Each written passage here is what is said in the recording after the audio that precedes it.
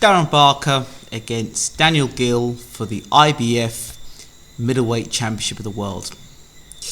When I was thinking about Darren Barker and his comeback and thinking which fighter should he challenge for the world title, I emailed Barry Hearn. I tweeted him and I said that I thought, in my personal opinion, that Daniel Geale was the best opponent for Darren Barker. And when I looked at the fight, I called it a genuine 50-50 match. Both guys are pretty similar in their styles and the way they've come up, similar records, but I think Geale has fought the better opposition, and of course is a world champion, where Barker has yet to be a world champion. But Barker has all the skills. I mean, he can box, he can punch, he can slug.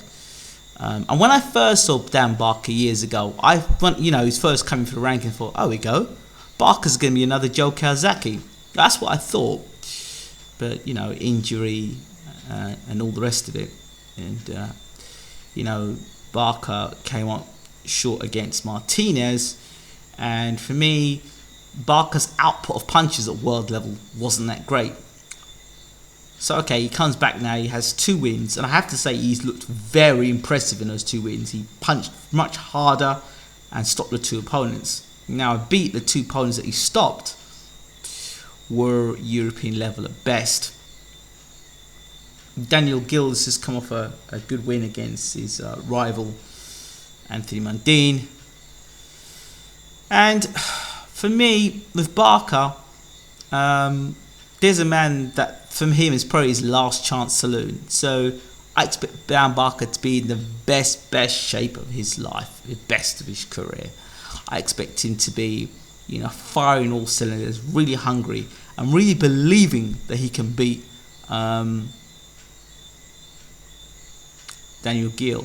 Now, for the Martinez fight, I believe that Martinez is a bigger one-punch artist than Daniel Geale, and so therefore I think that Barker was feeding the punches of Martinez, was wary coming in, and therefore that's why he didn't let his hands go as much. Just a theory. With all the injuries Barker's had beforehand, and now coming into this fight, is he going to be in the best shape of his life? We hope, we pray that everything's well for him, and I'm sure he's going to put up a good performance. But for me, this fight comes down to 2 things. A lot of people think this fight's going to be pretty boring because of the clash of styles, but I think this could be a really exciting fight, and I'll tell you why. For Barker to win this fight, he's got to keep it long, he's got to catch Geale coming in, and he's got to hurt Geale. He must hurt Daniel Geale. He must be able to hurt Daniel Geale. How hard Darren Barker punches at world level, I'm not so sure. I don't know. If you can hurt Geale, who's been down before, if you can hurt Geale and can get on top and keep on top of him, he's got a great chance of winning the fight. Now, as for Daniel Geale, attributes for him, I think he's got good hand speed, I think he's got a great work rate and a fantastic engine. Now for me, I think Geale has to back Barker up. Stay on his chest, get on him, get on his chest, and keep him backed up and outwork Barker. I think Geale, by the record, throws more punches than Barker, and for me, I think he's going to outwork Barker. Can Barker win the fight? Yeah, of course he can win the fight if he catches Geale and hurts Geale and gets him out of there. I don't see Barker win this fight in points. If Barker's to win this fight, he's got to win this fight by knocking Geale out. Can he do it? Well, Geale's been down before, but not out. I think the more likely is the chess battle between Barker and Geale. If Barker cannot keep Geale off him, I see Geale win the fight on points, or even stopping Barker late on in the fight. Question marks about Barker's stamina late on in a fight, after he's really put everything in. I mean, Barker's going to put everything in. He's going to throw the kitchen sink at Daniel Geale, which makes it exciting, because for me, it's his last chance saloon. Barker's got a real strong will and mentally tough. man. And I like Darren Barker as a fighter. I just think that Geale offers a little bit more than him. But like I said,